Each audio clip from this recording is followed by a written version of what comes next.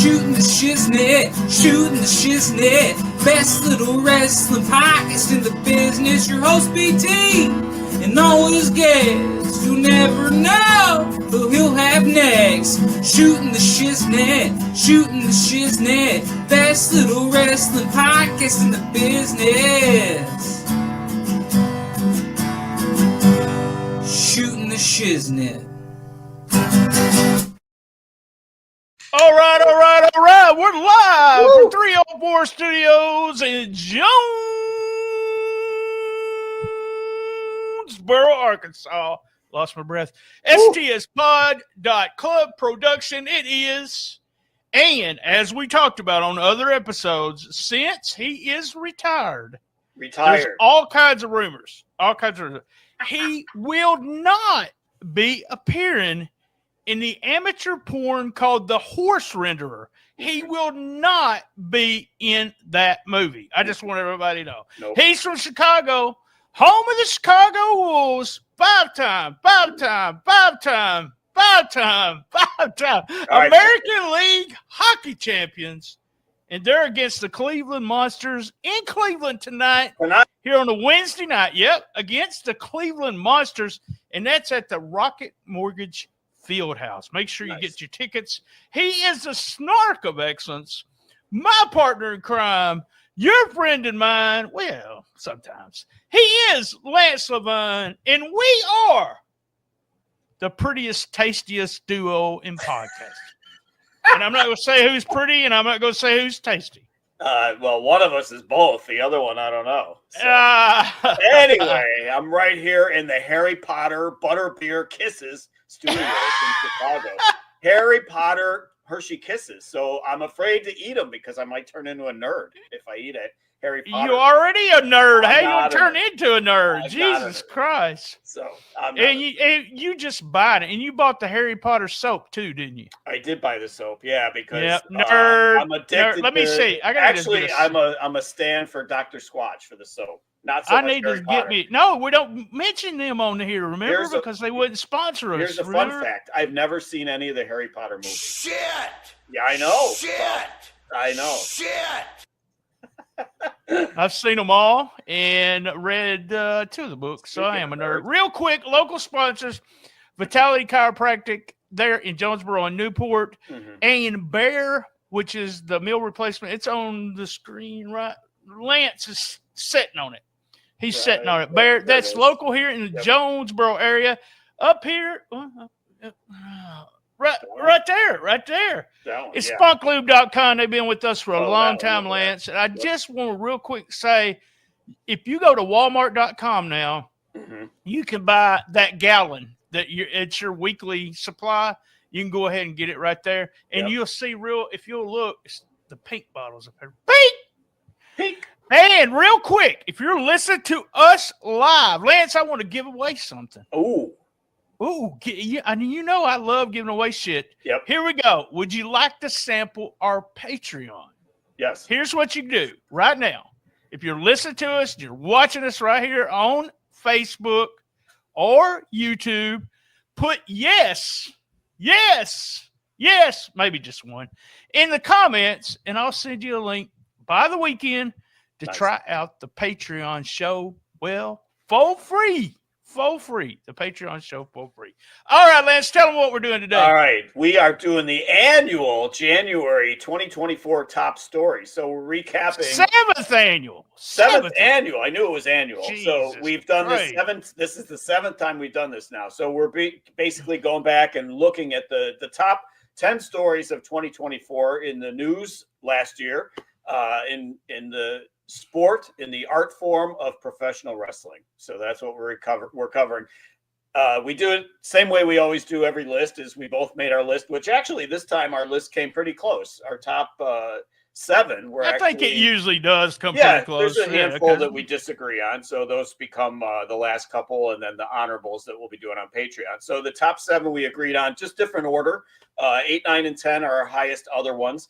And every year we always start off with the big deaths that happened in professional. Go ahead and tell the big deaths, and then I'll do the 10 bell salute. The biggest ones, there's dozens, but the biggest ones in terms of names was Ole Anderson, Afa and Sika, which was interesting that they were within like a month or so of each other. It was very closely Both of them sick, Kevin Sullivan, the Games Master Kevin Sullivan, and also Sid Vicious. Those I felt ruler were of the world, the ruler of the world. Yeah, the biggest ones in terms of names, big names. Yeah, because Lance, I'm sorry, Lance, Dave, it's the same person. Yeah. Dave always puts some people in there. I'm not trying to make okay, I am trying to make a joke. He puts people in there I've never heard of in my whole fucking life and does 50 pages on them, and he didn't do nothing on Bray Wyatt. Here's our Tim Bell salute.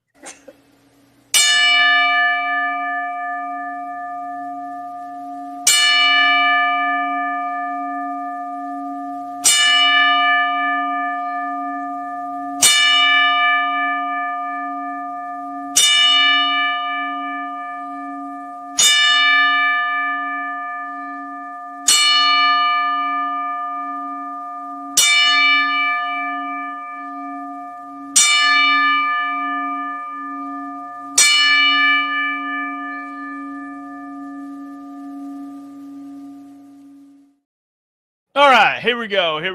I'm gonna put Lance back in here.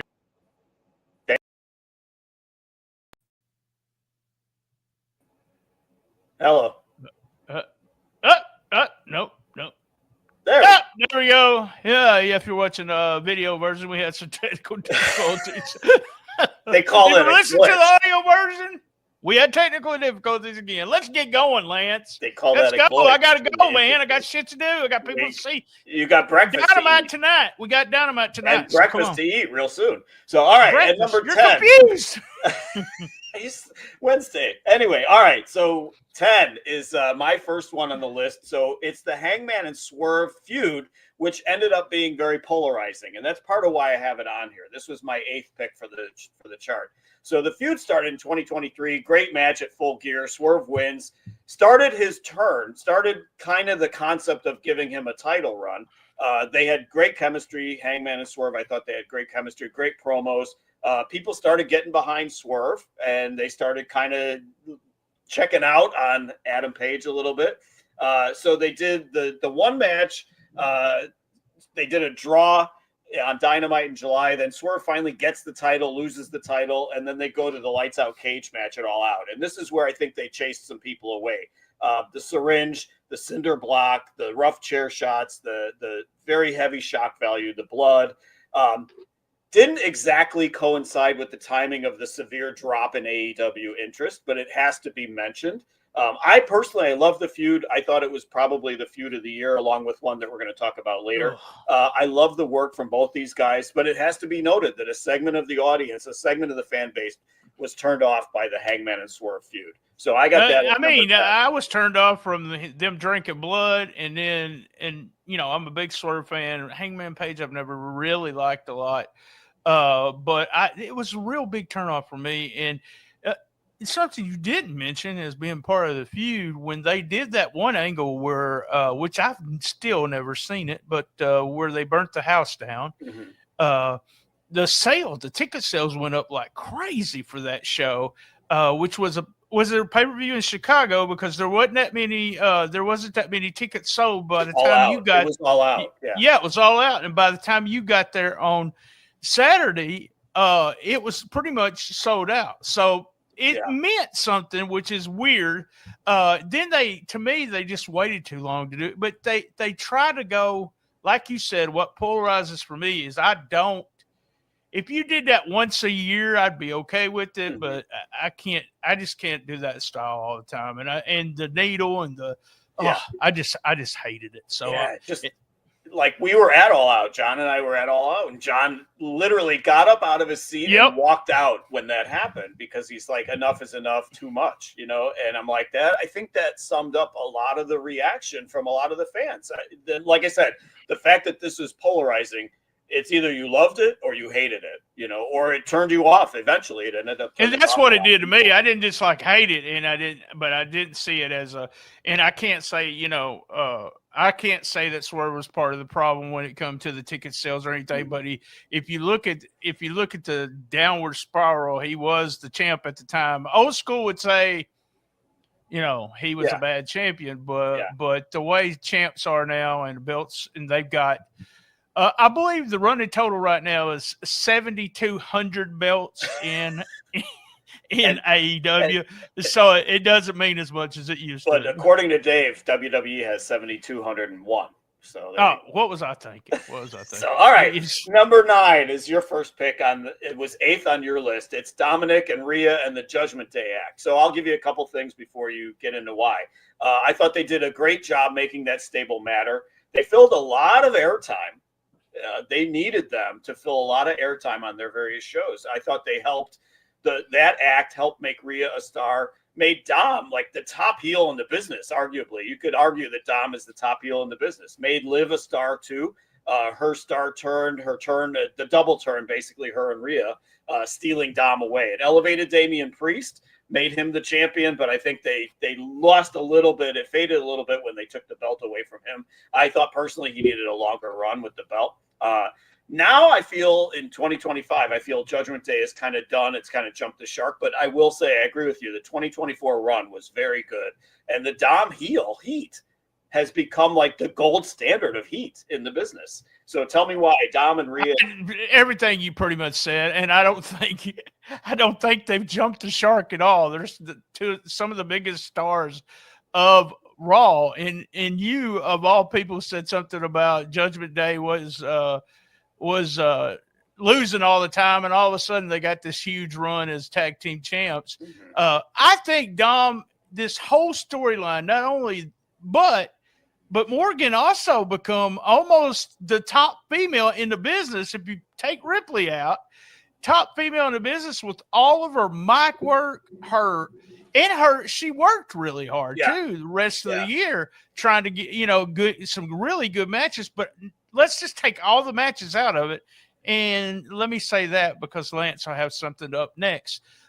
Take the matches out of it. Her actual work as a TV character was top notch. I love the whole thing with Dom, what they'll end up doing. I love Judgment Day. I love Damian Priest. I thought I was okay with him not having a belt, but he was getting big time over with that belt. So I've been a huge fan of his since day one, or some of his breakout very stars from like 5 years ago when you had he was called Punishment Martinez. You had him on there. I'll give it to you. You had him on there. I totally agree with you on Liv. Like, really proud of the way that she's become like a full character. The work has always been, you always liked her because she tried so hard. You know what I mean? Like, you can say she's pretty, whatever, but I always appreciated the fact that she tried hard, even when she wasn't the best in the ring. And she's still not the best in the ring, but she always tried hard, and you got to give her credit for that. The reason I thought that they kind of jumped the shark is because Carlito is there, basically adds nothing to the act, does nothing. I love Carlito in it. He adds everything to me. Yeah, you don't. And JD McDonough is a great worker, but he's just been portrayed as being the job guy in Judgment Day for so long. You keep saying that, but he was tag team champions. He was pinning people every time they were tag team champs. So we'll see. I mean, like I said, you can let's see what happens with them in 2025. But in 2024, absolutely, they were a big top time over. Sure. Yeah. Sure. I remember us. The crowd was really big, and there wasn't that many people on Raw. And you said they're sold out again because we kept doing that. It's sold out again, and I said, in Judgment Day, I said they have made them stars. Yeah, I mean, they made the whole group stars, so it was awesome. Yep. All right, go ahead. Let's quit talking about it. Number 8 is my next one before we start merging. So it was the Year of Ospreay. I had the Year of Ospreay at number 6 on my list. So purely for match quality, the promos were fine, the storylines were fine, but in terms of the ring creativity, the work ethic, the match quality, this was a year for the ages to watch this guy's work. So, I mean, we can say this about Okada. We can say Omega, Shawn Michaels, Ric Flair. There's any number of guys that you can say that was one of the best years I ever saw. But this was arguably one of the best years you'll ever see. He had 43 matches in 2024. I looked through all the grades of all of them on whatever one of those sites, Cage Match or one of those sites, but they were all like 4s and 5s basically. What site was it? One of those sites. Tell the people what the site was. It wasn't Dave. It was not Dave. It was Cage. Yes, same thing. It was one of those sites, like Cage Match or something. So anyway, he worked a couple times with Okada. He worked with Josh Alexander from TNA, Takeshita a few times, Kyle Fletcher, Danielson, of course, Swerve, MJF a couple times, Pac, the Continental Classic with Darby and Kyle Fletcher. So when I looked at those names of the guys that he worked with, they only ever had him, whichever promotion it was, with top tier guys. And those guys just raised their game to keep up with him, basically. And that's what ended up making his matches so great. So I thought one of the greatest calendar years we've ever seen is Will Ospreay in 2024. I think it's hilarious that you base everything on the quality of a match. I do. I totally disagree with you here. He had better matches than anyone in this year. But the importance of having a great match, you should know this by now because you watch wrestling every week. It has nothing to do with how much you can draw and what you can do. And his character, he's like, I hate watching him come out because of the stuff he wears. I mean, I just really do. I love Ospreay. I love watching Ospreay, but he's like that. So he had another 5-star match. That's the way I think. Yeah. And he's not helped AEW one bit. So nope. I would have put him on the list if his matches meant anything. Mm-hmm. And Kenny Omega's matches meant something at one time when they were drawing big numbers and when he would just show up at TNA or something. Ospreay's stuff never mattered this year. Unfortunately, it didn't. It didn't really matter except for a niche audience, an observer reader, or somebody that's considered smart fans. They got into it, but overall in the wrestling business, he didn't really mean anything. You talk about Dom and all of them jumping the shark. They'll mean something more way longer in the business than Will Ospreay will, unless he goes to WWE. That's my take on it. I don't think Carlito is going to mean more than Will Ospreay. Yep. Carlito does mean more than Ospreay. You're wrong about that. So that shows you right there because he's seen by 5 times as many people every week. There is that. He probably sells as much, maybe not, but probably close to as much merch if he's got 5 times the amount of people watching him, and he's got those action figures. Ospreay, Okada, all these my favorite wrestlers, Omega, all these guys work at AEW now. Take a look at what they did with Penta. He's a star now. Yeah. Everybody talking about, I never watched him wrestle. Pat McAfee said not, and that's the same thing that'll happen with Ospreay when he ever decides to go to the big time, and that's the WWE. Purely, all right, here we go. Purely in ring. That's purely in ring. Purely in ring. Yes. So, all right. So number 7. Nothing. Number 7. This is where we start putting our list together. So it's WWE, TNA, and Joe Hendry, the Joe Hendry phenomenon. I believe you had this. You had this at number 6. I had it at number 10. So with the philosophical shift in WWE, where they're less isolationist, less just all WWE, they enter into an agreement this year with TNA or in 2024 to exchange some of the talent. So it felt like an effort to even further harm AEW. That's kind of how it felt when they first started. So I asked myself, what's in it for both? So some NXT lower level people can go to TNA. They can get more experience. They can work, get more practice. The TNA, they get some of their bigger names on. Well, this is what happened in 2024. That the deal that they just signed is 2025. But you're right. All this that you're saying is what gets people over. So right. So the TNA, they get some of their bigger names on the bigger stages. So Jordan Grace gets in the Royal Rumble. Some of their other stars get into NXT. So it's a win-win, basically, the two of them working together.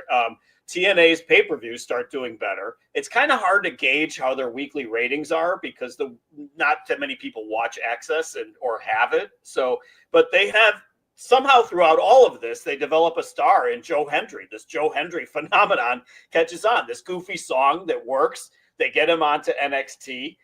But they still managed to leave the belt on Nick Nemeth, whatever it is. They leave the belt on him for so long. So I personally, at that point, once they saw he was getting hot, they should have put the belt on Hendry right away in September when they first had him in the title match. But they dragged it out. But now the agreement, like you had kind of hinted at, the agreement is formal and it's signed with TNA and WWE. They're going to continue working. We're going to talk about the reason they drawed that out. I'm going to tell you, we're going to talk about that with our halftime. We got a subject at halftime about TNA. I absolutely loved all of this that's going on, but you were 100% right. It's Triple H. Well, we call him Paul. Paul H3. Yeah, no, I call him Paul now. Okay. He said, "Call me Paul BT." Yeah. So he knows you got some talent in TNA. He knows if they can get some kind of control or some kind of help to them like they did. Shawn Michaels knows it. He knows there are some people in that. We're looking at Jordan Grace is probably going to sign exclusively to WWE, but she can still work TNA when her TNA contract gets out. Then she'll be a star. But Joe Hendry was one of those guys that I always talk about, people that never go out of the way to see a match. He's one of those guys. I never thought much about him. And we talked right before we went live. Or even started recording, we talked about hustle. We like people's hustle. And he went out of his way, made that stupid song, and it got him so over. He came to Memphis Wrestling this year. He's been there here in 2025, and the crowd was all just going nuts over him. Big deal there with drawing a little bit more people for TNA. And Joe, when he came out for NXT, it was nutty, man. Yeah. So there's rumors for this year we're going to see him in the Royal Rumble. So that'll be. I mean, that makes sense. Yeah. They'll have to protect him now that he has the TNA title. They'll have to protect him, but have like some behemoth throw him out or whatever. But yeah, I mean, I think. Like at first, like I said, I thought, what's in this for WWE? But it is to get those NXT lower level guys and girls that don't get much opportunity to get some shows, to get some shows in and to get some air exposure and to do more promos and some reps. They can be on the road and work some other shows. So yeah. Do you agree? At first, it seemed like they were working together just to further send AEW down the shitter. You know what I mean? Like it was part of it. Yeah. Because the idea that TNA's talent could go to AEW, blah, blah, blah, then that's an old ploy with WWE, especially with Vince Jr. when he killed all the territories. But they didn't just they didn't pluck the people. They just said, hey, we're going to work together. I mean, I thought that was a beautiful partnership, but yeah, it's all about TNA not working with AEW. Yeah. So, all right. Number 6 is the retirements in 2024. So we both actually had this at the same spot. We both had it at number 7. In March, the Revolution PLE, it was Sting and Darby Allin beating the Young Bucks in a wild match, tables, panes of glass, ladders, crazy brawling. Sting was 64 when that match happened. A 40-year career, just a real nice send-off for Sting, a great buy rate and great attendance at the Greensboro Coliseum. So one of the highest buy rates that they've ever had was for the Sting retirement. So that was Sting's last match. He's made some appearances here and there, but that was his last match. Then we go to Bryan Danielson. He beat Swerve for the title at All In. Said that his next loss would be the end for him, playing on the neck surgery that he needed, the bad neck, and so on. So the plan all along was for Moxley to turn on him hard and go heel hard and beat up Bryan. I'm going to ask you here before we get to the last one, is Bryan Danielson a Mount Rushmore career in the business of professional wrestling? He's got to be right there. You got it. You're going to hate what I'm fixing to say. Uh-oh. He fits right in there with okay. So his level at how popular or how much he can get over was perfect in the WWE. That's it. There's no he didn't change what was going on in AEW. Is he one of the greatest wrestlers I've ever watched in any generation? Man, I gotta say yes, because I've watched a lot of New Japan. I watched a lot of All Japan back in the day. I watched territories, Florida, Memphis, World Class, you name it. I was there. He's one of the best I've ever seen in the ring, and we kind of knew it because he was in Memphis Championship Wrestling with the mask and everything, with the dragon. What was he, the American Dragon. American Dragon. Yeah. And we just knew it. We just knew he would. I'm really surprised I'm really surprised we didn't see him talking about going back to WWE for that, the final match or something. I'm not going to say never, but you know, they didn't want to use him because they were scared he was going to kill himself in the ring, and they couldn't do that. But big fan of both Sting and Danielson. Sting is one of my favorite wrestlers of all time outside of the Memphis area. Just always been loved. That was my last AEW pay-per-view, though. I liked his match, but overall, that was my last one. And then the final one that we got to cover is the biggest WWE star, one of the biggest ever, John Cena, announced in July of last year that he's going to hang it up this year. He's going to work 30 to 40 dates in 2025. They're going to make the matches matter. They're going to make this a really big run for him. It's going to be enormous on merch. They could possibly put a title on him. Who knows? I would imagine that Hall of Fame this year for him. I mean, either this year or next year makes the most sense while the metal is hot with him. And like you had kind of hinted at, they'll make these matches matter with John Cena. They're going to make him important, big time, mainstream. Well, that's where they made a mistake with Sting. And he would be the last time he was in Baltimore, Maryland, or just, I don't know, Steele, Missouri, Jonesboro, Arkansas. Last time he's going to be there. No one would even say anything about it. It'd be like, this is the last time you're ever going to see him wrestle in this town. And that's what they're going to do with Cena. With this tour, and it is going to be a retirement. It's last year in the business. Every match, it's going to be fun. Me and you both, huge Cena fans. Even, tons of smart people shit on Cena all the time. Man, I've always liked Cena. I always have. He's been fun ever since he stepped in the ring against Angle. So, And it's just, again, the timing. Everything that WWE touches these days turns to gold. The timing of this couldn't be better. They had, if you want to say the bloodline is going to eventually stop or Judgment Day is going to, whatever, anything that could possibly go wrong. Cody gets hurt, whatever. Now they've got the Cena thing that they can put all their eggs in that cart. So just amazing timing. And they're just playing everything correctly. Cena, I'm going to say his name 3 more times. Cena, he is the last person that really meant something to the house business. And also, like, Jonesboro had like 700 and something people. Cena came and they had over 4,000. I mean, that's that. And he moved the needle when it came at a time when he was really, that's something you got to think about. When he was really popular, he was the only one that was meaning anything in the live business, and it was John Cena. And of all my friends that know John, I've worked with John, everybody says he's a really super nice guy. He is who he is on the screen most of the time. And you got to also give it to all the work, the charity work that the man does. And I will be, as soon as I pick out what color I want, or when they put one I really want, but I will be getting a retirement shirt from Cena. Nice. So, Mark, all right, we're going to a commercial. When we come back, we're going to do halftime. I got a little shout out I want to say. That's about it. Here we go with commercials. And this is for this weekend at Memphis Wrestling.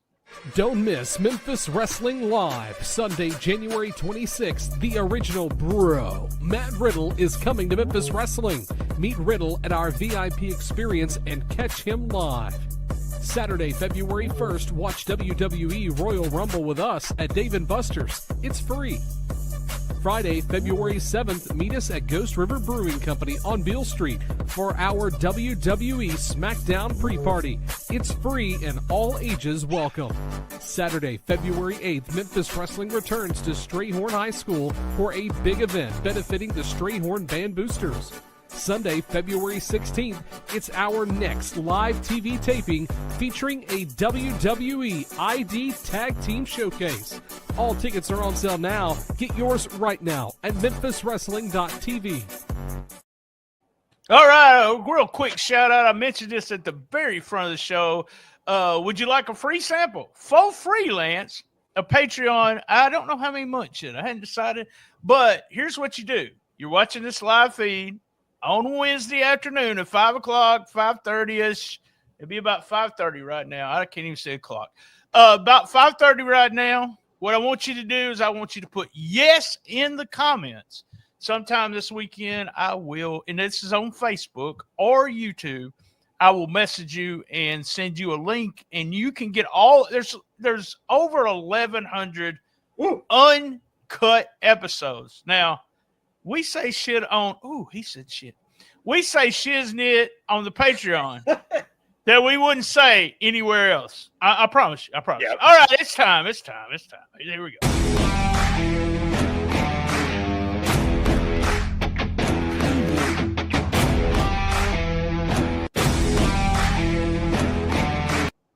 All right. Halftime. We're at halftime. By the way, if you're listening to this, we do an episode of halftime. We take them all and we crunch them together.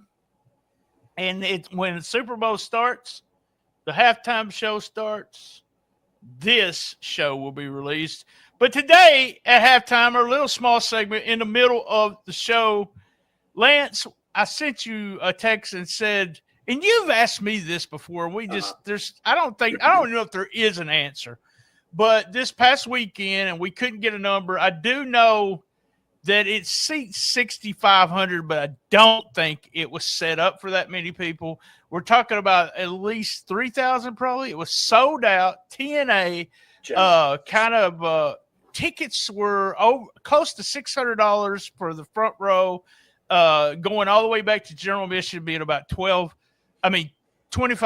So the gate is going to be ungodly. But my question to you is, why is TNA still getting these big crowds and these people coming to their shows, but AEW still hadn't turned the attendance around? So what is it really? So is it really that bad? A couple points. So yeah, I tried researching it too, and it looked like it. They said sold out. They said that the Genesis, the pay-per-view, they said it was sold out. Now, are they pay-per-views or is that a PLE? I don't know. No, it's a pay-per-view. Okay, so they said sold out. I don't know. To the best of what we could find, it was set up for like 3,000. So, God. So Did you see the people though? Yeah, it was packed. It looked packed. So the thing is, that was a pay-per-view. So should they draw that much on a pay-per-view? Yeah, by all rights they should. AEW, and you're comparing them, and I knew where you were going with this. AEW is still putting in 5,000, 6,000, 7,000 for pay-per-views. So yeah, they're still putting them in. It's the regular TV tapings that AEW has faltered, and now they're going to the smaller building. So before you get any further, I've had a thought about this, and I want to make sure I throw it in before I forget. God dang it! Keep talking. I did forget it. Jesus Christ! No. Here we go. So here's something else to throw in with this. So we both talk about who's hot. Yeah. And we've said, AEW is on a cold streak. They're not hot anymore. They're not the cool. But TNA, it doesn't seem hot either. Right. Yeah. The only thing I can see is because of the WWE stuff we talked about earlier. Yeah, it's the WWE connection. It's certainly not hurting them. It's certainly helping them in terms of putting bodies in the seats. Joe Hendry is possibly the one that's clicking. It sure as hell is not Nick Nemeth is there, and he's the champion. I don't know, man. I don't know. He was a champion. He was a champion. But there's something about this Joe Hendry thing that's catching on. But like your initial question to me, I thought was flawed because you were comparing a TNA pay-per-view to weekly Dynamite shows, and it seems. Here's the thing: they seem hot, and I don't know why they're not, but they seem hot. Where AEW just seems like everybody shits on. Yep, there's a perception issue, and also, there's a handful. I don't watch either one hardly. I was fast forward through most everything. Looking at the results of the pay-per-view, and there were a handful of matches that looked like garbage that I wouldn't have cared about, and then there were a handful of matches that got a good response, and the crowd was chanting, "This is awesome" and stuff. So, and it's for the most part, again, that percentage is the same too, because again, the AEW pay-per-view is still a match or two that you don't care about, but for the most part, the work rate is there. So that is a comparable comparison as well. So I don't know. It's just the perception of them is that they're hot. They're on a hot streak. versus AEW is like, yesterday's news and nobody wants to go to it anymore. So I'm trying, man. I told this the last episode we had together. I've started watching it again. That's why we've been doing these Wednesday afternoon show, just to remind everyone Dynamite. I watch it usually the next day on Max. A lot of fast forward material. Yeah. I'm not hating on it. I'm just not watching. They're smart in going to the smaller buildings because now at least they have a chance at having a rabid crowd because there does look like there's people there. Yeah. Last week's show was in that weird building that just looked very strange to me, but it was a unique environment, so there was that. But I think it makes more sense for them to go to smaller buildings where they're no longer the hot girl at the prom. They're secondhand news. They're back. They gotta try harder. They gotta hope for a major star to pop and better writing. Yes, very much so. Well, yeah, me, it's, and that was my talking about Osprey earlier, is that no matter, and it's been proven, no matter how good the matches are, not that the matches WWE have to be bad, but you got somebody like Liv Morgan. Mm-hmm. Moreover, and I kind of maybe joked a little bit maybe about Carlito, but she is over more than Ospreay. Yeah. If you heard Braun Strowman's entrance on SmackDown, the people, no one gets reactions like that in AEW, and that's the problem. All right, that was halftime. Halftime.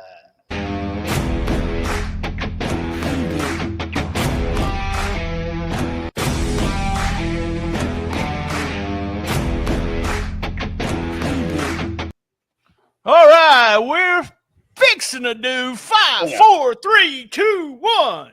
Finna. So at number 5, as we're finna go on, we have another year of the Bloodline and The Rock. Fixing to. So we have another year of the Bloodline with The Rock. So you had this at number 4. I had it at number 5.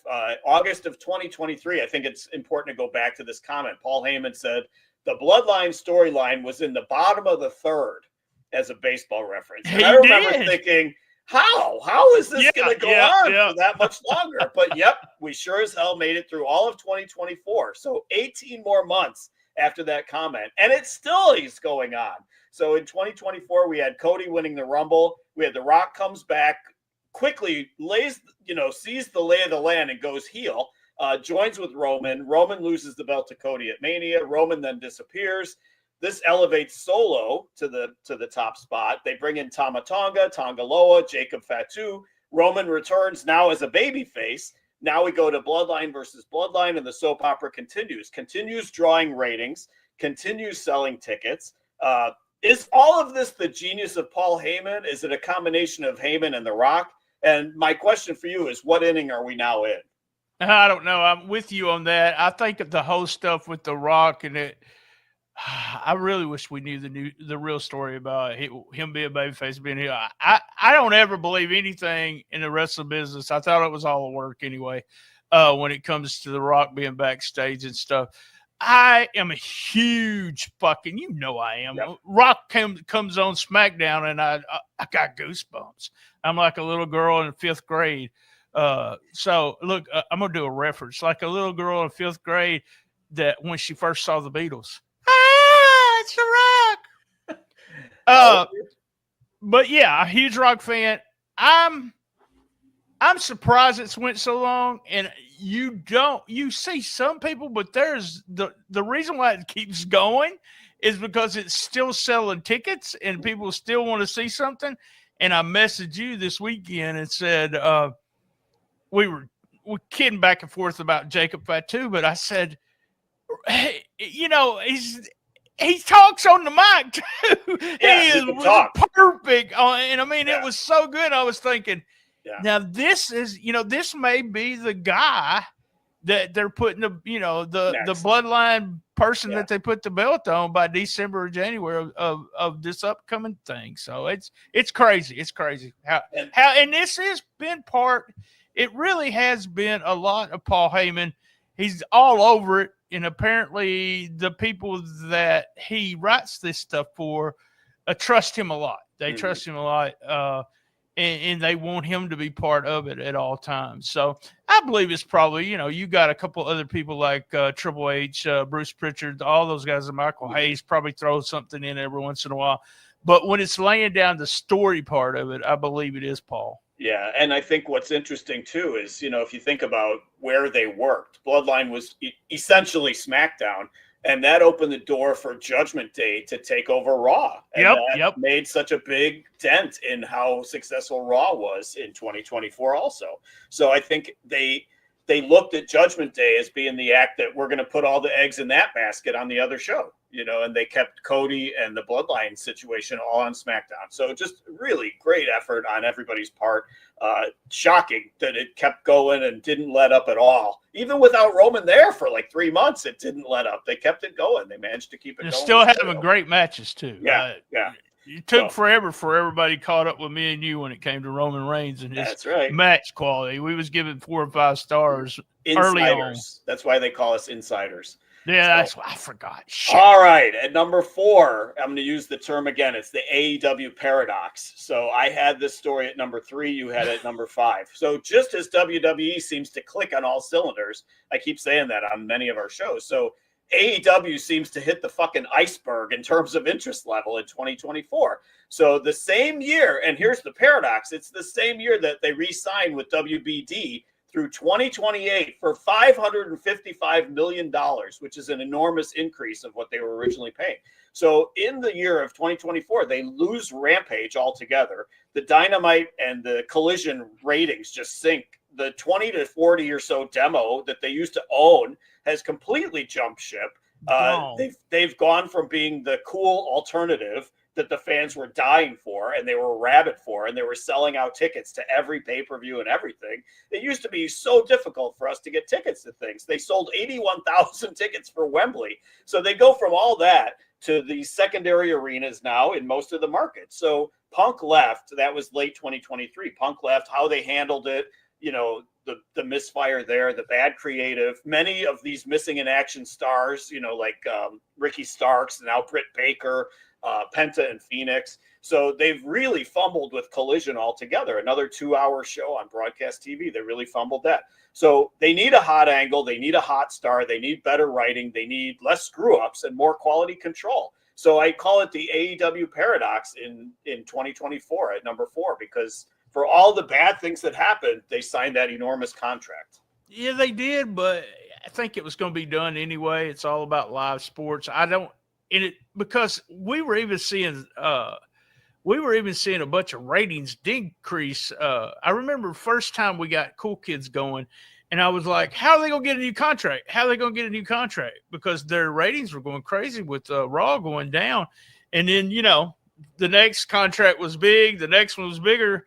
And I really think AEW turned a lot of people, their base fans, off because of a lot of the book, like you said, the booking and the hardcore that's just, and the people that was watching it saw stuff like that. Like me, I quit. I mean, I've been a fan of forever.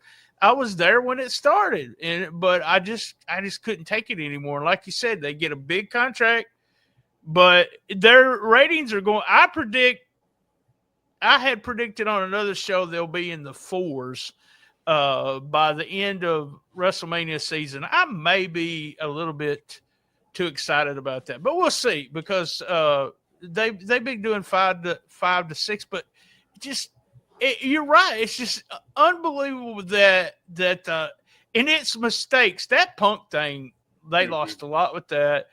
That thing with the whole storyline with the Bucks, that turned a lot of people off.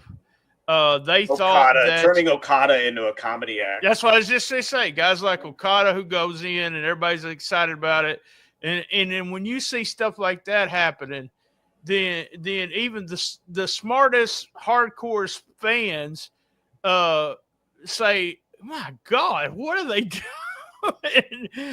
Kind of thing. And Alvarez, what he say, that there's going to be 200,000 sickos watching it no matter what, but there will be that core crowd, including you and Dave, that will always watch. And I feel sorry for you. I really do. It's just It's sad. It's sad. So No, I think but yeah, I get it. I mean, be a fan, watch what you want. But we could do a whole episode about the tribalism and how people, you can't watch two products at the same time. I'm going to try my best not to say bad things about AEW in 2025. It says that's a New Year's resolution. No, I'm serious. A New Year's resolution. So I may not talk about them at all. So you've got nothing good to say. Don't say anything. I'm not going to say bad things. I think it goes back to something that I think it was you said a long time ago, is the fact that Tony Khan can't say no to them for like some of the ideas that some of the talent comes up with. They need somebody to tell them, no, that's not a good idea. Like Big Bill. Well, we talked to Kevin Sullivan, passed away this year, but he was well known for that, walking into booking committee with 10 ideas. I believe it was Eddie Gilbert had talked about this, where he walks in, hey, we're going to do this, and they'd be going, stupid. Oh, my God, this is awesome. Yeah. And that's one of the things they have to do. There has to be, just some crowd control, and not so many. I mean, it's so much going on in AEW with so many different people. None of it makes any sense. I think that's part of it too. The talent is there. Just utilize it better. It doesn't mean anything unless you got a good storyline, a good TV show. So, all right. Number 3, Cody finishes the story. So hell yeah. I had that at number 4. You had it at number 3. So this same guy that left WWE as Stardust eventually helps create AEW, one of the architects of AEW. He creates what became the biggest threat to WWE since WCW, basically. He becomes disillusioned there. He returns to WWE. The injury delays him, but then they realize that he's the one. He's the one that's going to end Roman's title run. He loses at Mania 2023. We questioned whether the timing was right. I was afraid that they missed the timing on that by not having him win, but they dragged it out. Mania of 2024. He finally does win the title. I even wanted to drag it out another year. Remember? I said, go ahead. Let's 3 years. He finally finishes the story of his never winning the title before, his dad never winning the title before. He becomes the massive babyface that I guess they were looking for after Cena. He takes the Make-A-Wish mantle from Cena. Hell of a year, in terms of Cody for everything. Merch, the reactions, the ticket sales. I will say, in referencing the Ospreay, what I said about Ospreay, Cody's year was as impressive a year for total performance as Ospreay's was in the ring. So just a phenomenal year from Cody at number 3. Hey, and you go back to what we just talked about there. Cody is the star that he can be, meant to be, whatever else you want to say how great he is, but it's under the WWE umbrella that has some kind of control.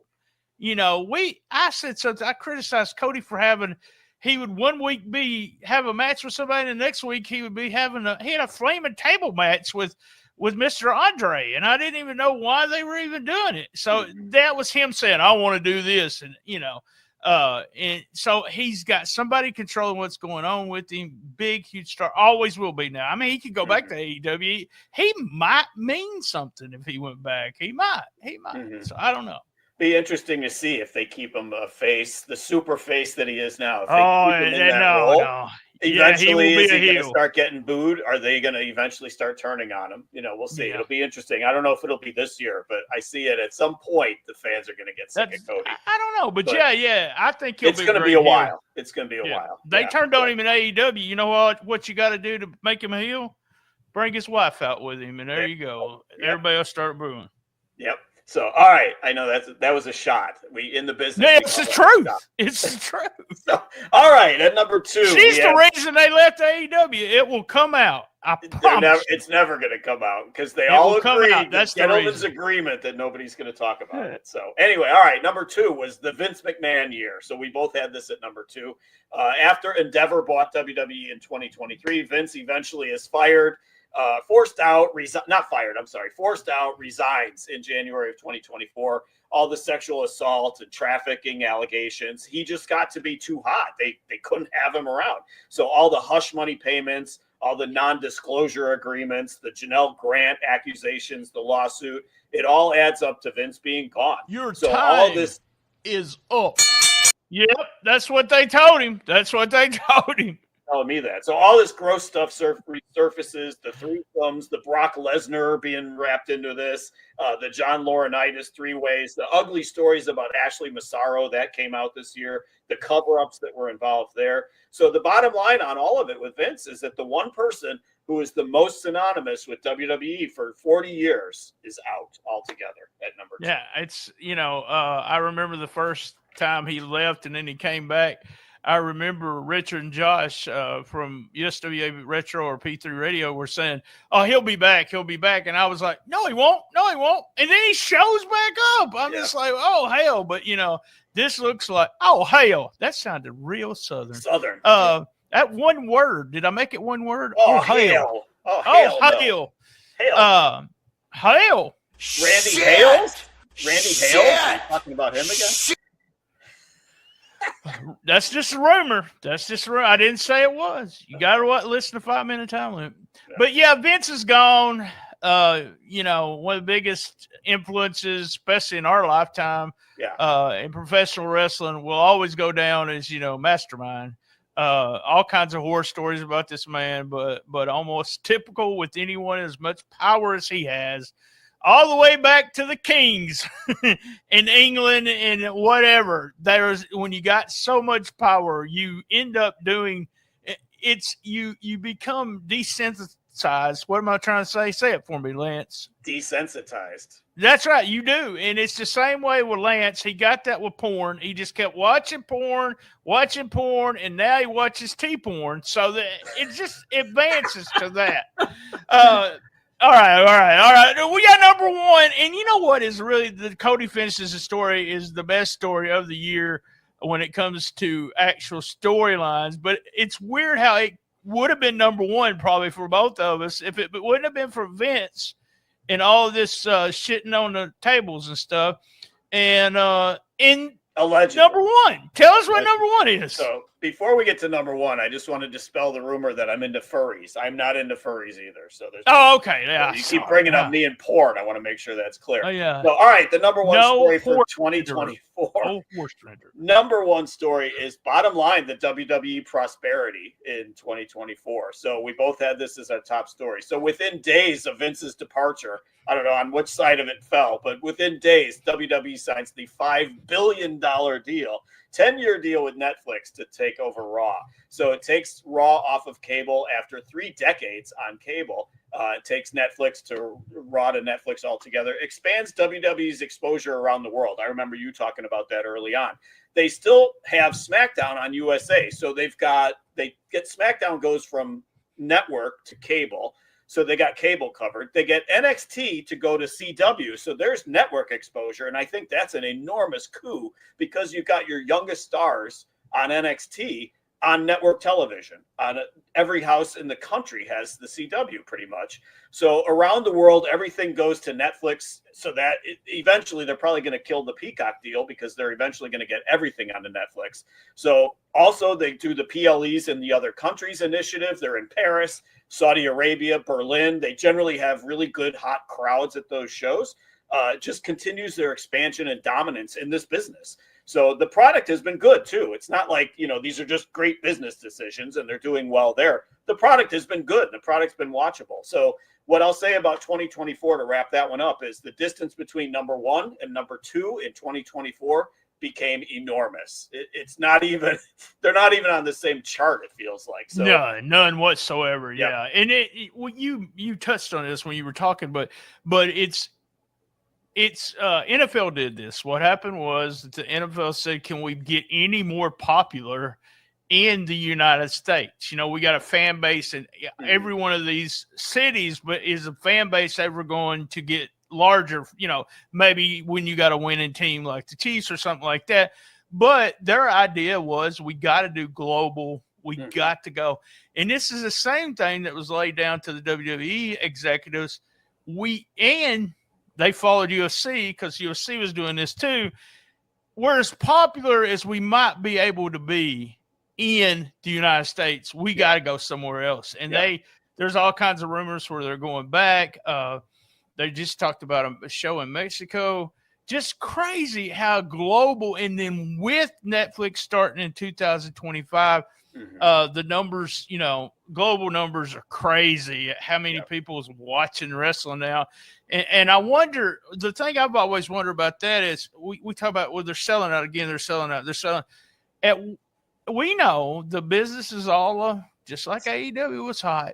It's all, then it just starts, it hardly ever levels off.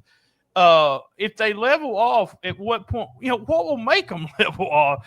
The tickets are ungodly amount. That's the reason you hear them every 5 minutes say we have a new attendance gate when it comes to the money, because they're unbelievable.